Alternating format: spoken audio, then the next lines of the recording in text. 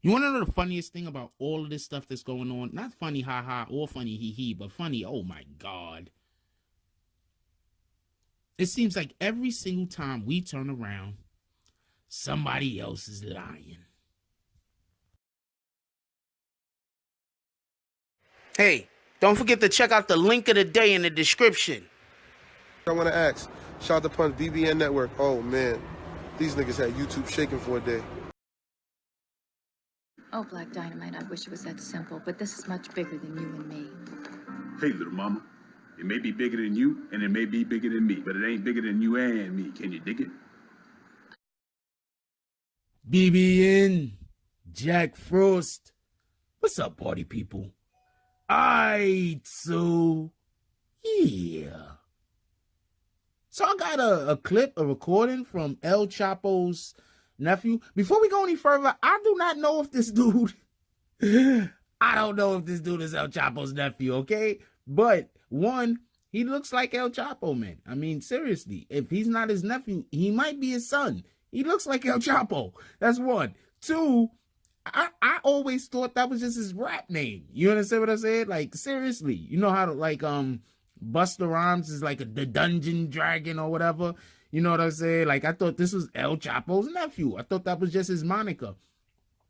I had no idea that some people thought that that was literally El Chapo's nephew. I mean, it might be. Them niggas look alike. Anyway, and no, I don't think all Mexicans look alike, so don't even come at me with that. All right, bro. Anyway, so we got a clip of El Chapo nephew and Tekashi 6ix9ine actually speaking, and I'm gonna play the clip for you. It's like mostly in Spanish. I'm gonna play the clip for you, and then after we play the clip, I'm gonna come back. But just pay attention to it. Even the people that don't speak Spanish, pay very close attention, because Tekashi 6ix9ine makes a point of saying something in English.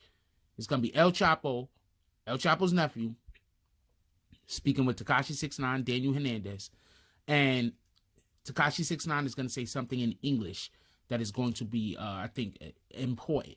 So just check this clip out.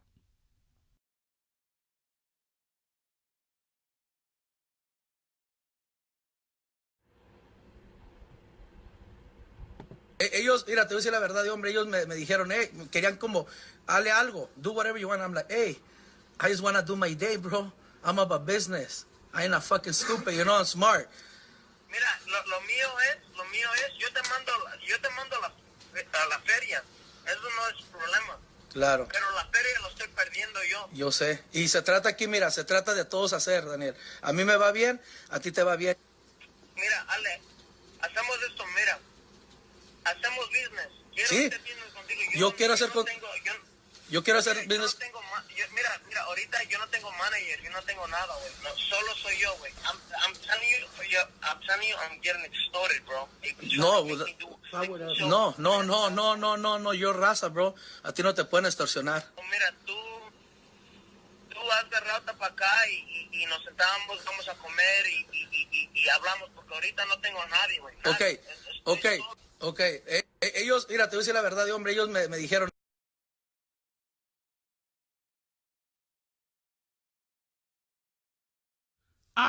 So, yeah.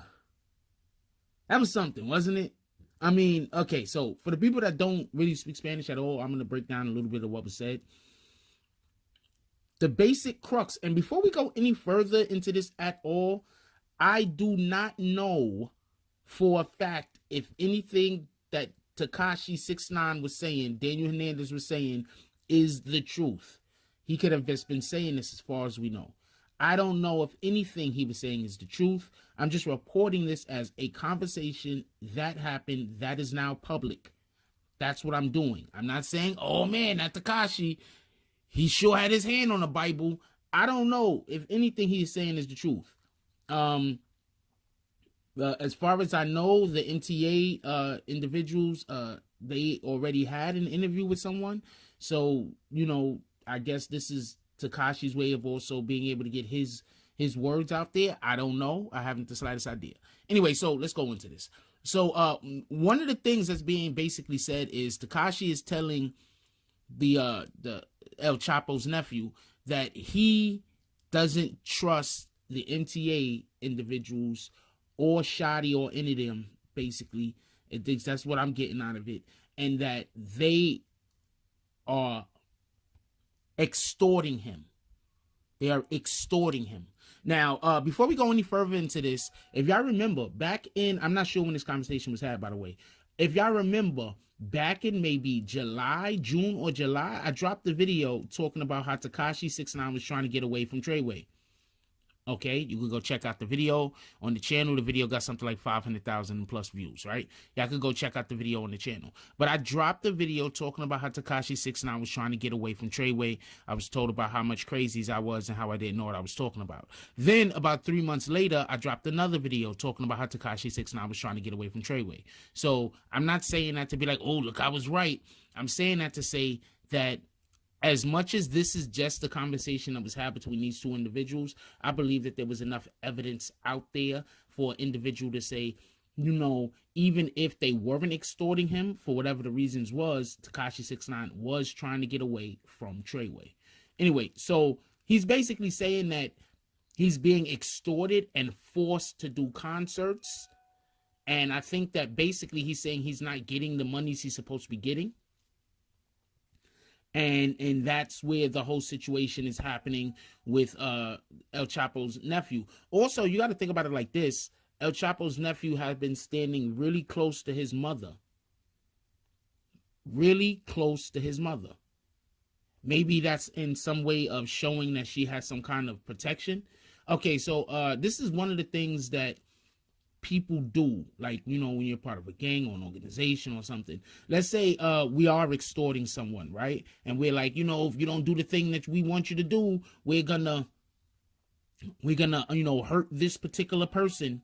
What they'll do is they'll go take pictures with the individual that they're trying to hurt. So those pictures can now become public. So that's the threat. You know what you better do. Now, on the flip side of that, this could also be done as far as I'm standing next to this person. You can't touch them. If you touch them, you're going to have a problem with me. So that's also what could be done on the flip side. I just want to point that out real quick for anybody that might not have caught that or just don't know that these things actually happen. So in the when he's talking with El Chapo's nephew, he's talking about how MTA has been robbing them. We don't know this to be truth. He's just saying it. He's also talking about how Shotty has been robbing them. We don't know this. That just happens to be something that they're throwing out there. But once again, I will point out, when they went into the courtroom, Meezy was in the courthouse. Meezy said that they looked that Tekashi's Shotty looked at Tekashi 6ix9ine, and Tekashi would not touch eyes with him. He wouldn't look back at him. He kept looking other places. He did not look at Shotty one time. Some people are saying he didn't want to look at Shotty because allegedly, Shotty had sex with Sarah. That I need more. I don't personally believe that. I just need more. I need more than we know what happened on July 12th. Well, a lot of shit happened on July 12th. For one, everybody that's alive right now probably woke up. That happened on July 12th also. That's just, I need more than that. You understand what I'm saying? That's just me speaking, like, from you know, from the way that I process information. Other people, you don't need more. You don't have to need more. That's just me. That's just my perception of the situation. Anyway, so Tekashi would not look at Shotty at all. So who knows? We're not, there's just so much going on here. There's really no way to really fully understand or grasp what the problem is, to be honest with you. But this is right here, Tekashi 6ix9ine saying that he was extorted, basically putting it on MTA, his booking agency, his managers, the people that was managing him, and on Shotty. And then what does he do? He comes out, he says everybody's fired. Remember that? When he came out and said everybody's fired, then after he said everybody's fired, he went on the Breakfast Club talked his shit. So we'll see what happens. Also, I want to say, it seems that right after I believe that meeting, I believe that when that happened, they could have been like in Texas or somewhere. I don't know what it was at. But right after that happened, Shotty had took 6ix9ine back to New York. And then once 6ix9ine got back to New York, he says that he got a lot of threats over the phone and, you know, whatnot over the phone. A lot of threats. Because the FBI had told him, because he tagged, I believe he tagged somebody into a post. It could have been into a post. It could have been El Chapo's nephew. I'm not sure. And once again, I don't know if this guy is El Chapo's nephew. I just thought that was his rap name. Okay, so whatever, yo. When we say El Chapo's nephew, everybody knows who we're talking about, right? Even if that isn't El Chapo's nephew. But he looks mysteriously a lot like El Chapo. Anyway, maybe that's how he got the name. Maybe it's not El Chapo's nephew, but he looks so much like El Chapo's nephew that people be like, yo, you look like El Chapo's nephew. You know, whatever. Anyway, so that and it was said that 6ix9ine cried about some stuff, that he has more audio. I'm assuming that he has a lot more audio of him speaking to 6ix9ine. So okay, this is something I want to say real quick. When something is going down, remember when they had the situation where Kodak Black went on Ebro's show, and a lot of people feel that Ebro treated Kodak Black unfairly, and I still say, well, I don't really think he treated him unfairly. No, but you know, everybody has their own opinion. And I said, if I had went on anybody's show and I was accused of doing something that I did not do, and that subject was brought up, that's it. That's the end of everything else. That's the only thing that we're going to be discussing, because I'm not going to sit up nowhere and have nobody sully my name, have nobody speak bad on me, have nobody, you know, basically try to put me behind bars, especially like in this case, and I'm going to be quiet. Because when the facts align with you, you want to talk. You want to speak out when the facts align with you. Now, with that being said, when things like this happen, I usually pay attention to the people who don't want to talk. There's only one logical reason not to want to talk when the facts align with you, and that's because of safety issues. So I have to assume, is this case so deep? Is there really so much going on in this case currently that even the people that the facts align with just can't speak because of safety concerns? Or do a majority of us content creators have it so backwards and mixed up and flip-flopped, and we're busy throwing accusations here and believing everything that we hear there, that we're just blaming the wrong people? Coincidentally, I try not to blame anyone. I don't know. I could tell you what I see. I could tell you what I hear. Then I could tell you what I think. All three of those things might not run congruently. But they also might. So for everybody that speaks Spanish, that listens to this video, go into the comment section. Put down what you think about what Tekashi 6ix9ine was saying.